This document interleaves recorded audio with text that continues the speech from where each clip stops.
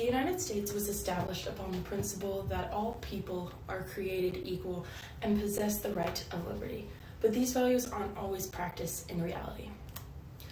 In 2025, nearly 2 million people are serving time in prison across federal, state, and local systems, not including the millions on probation or parole. We have the highest incarceration rate of any democracy in the world, despite not having the largest population. Mass incarceration presents complex combination of political, social, and economic issues. It reflects systemic inequality, a pattern that can be traced back all the way to the institution of slavery. Today, I will be examining the prison system's current failures, its historical context, and the racial and socioeconomic disparities that keep it functioning. I'll explore police accountability and what solutions might look like, because reform isn't optional, it's long overdue. In theory, prisons are meant to serve justice and provide rehabilitation, but in reality, the U.S. prison system prioritizes punishment and profit. Start with mental health. Nearly 2 in 5 incarcerated people have a diagnosed mental illness. Rather than receiving treatment, many are placed in solitary confinement or neglected entirely. Then there's the for-profit prison industry. These facilities benefit financially from high incarceration rates. Some even have occupancy quotas, meaning they must remain full to meet contractual agreements. That's not rehabilitation, that's commodification. And what about those who haven't been convicted? The cash bail system means that wealth, not guilt, determines whether someone walks free. If you can pay, you can go home. If you can't, you sit in jail awaiting trial. These failures aren't incidental. They're built into the structure of our legal system, one that favors incarceration over restoration. The roots of mass incarceration in the U.S. go back 150 years. In 1865, the 13th Amendment abolished slavery except as a punishment for a crime. That exception allowed slavery to evolve rather than disappear. Black codes, convict leasing, and Jim Crow laws were each used as a tool for racial control through criminalization. In the 20th century, we saw new policies with old prejudice: the war on drugs, mandatory minimum sentencing, and the rise of tough-on-crime rhetoric, all targeted marginalized communities. Anna DuVernay's documentary 13th captures this evolution using interviews, archival footage, and graphics to show how the prison system became a modern extension of racial oppression.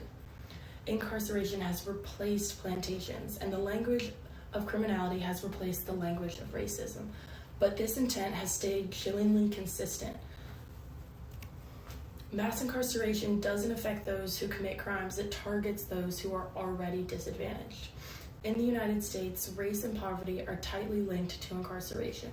Black Americans make up 13% of the general population, but nearly 40% of the prison population. This is not a coincidence. It's a result of decades of systematic inequality, redlining, over-policing in minority neighborhoods, unequal access to education and healthcare. At the same time, economic inequality drives incarceration. The Institute for Research on Poverty highlights that people who are arrested often live on less than $20,000 a year.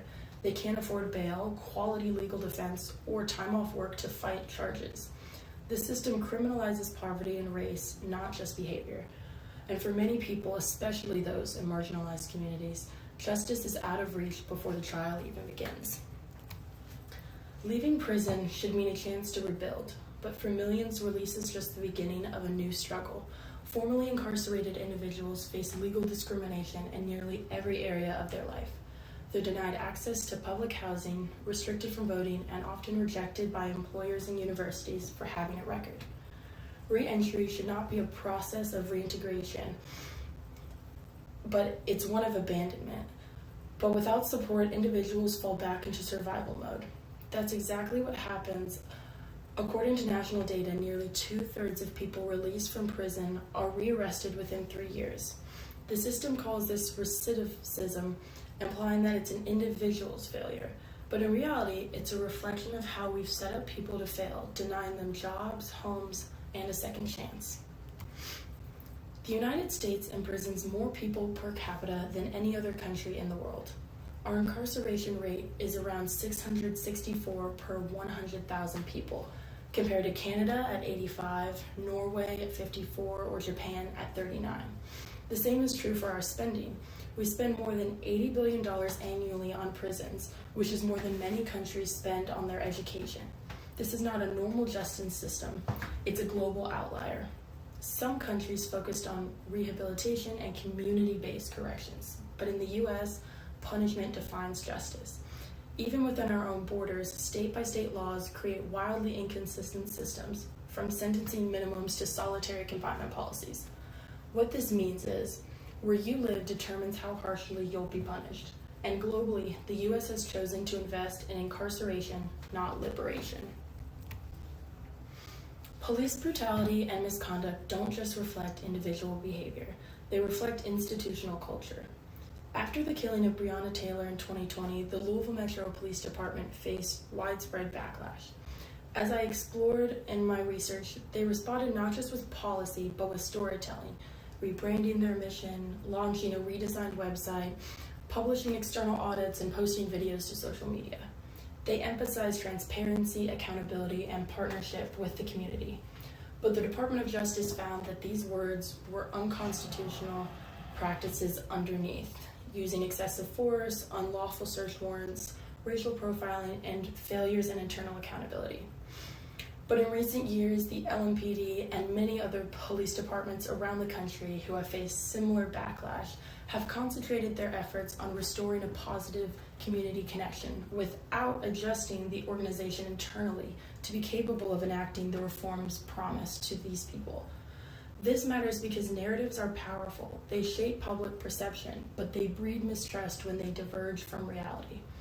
True reform is more embedded than strategic storytelling. It has to be lived in daily practice. And public trust is a mutual responsibility. Communities must be willing to forgive, and police must be accountable to the people they serve.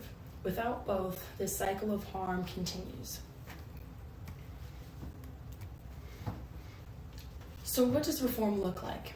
It starts with rejecting the idea that incarceration is the only or best solution to crime. We need to abolish cash bail so freedom isn't tied to income.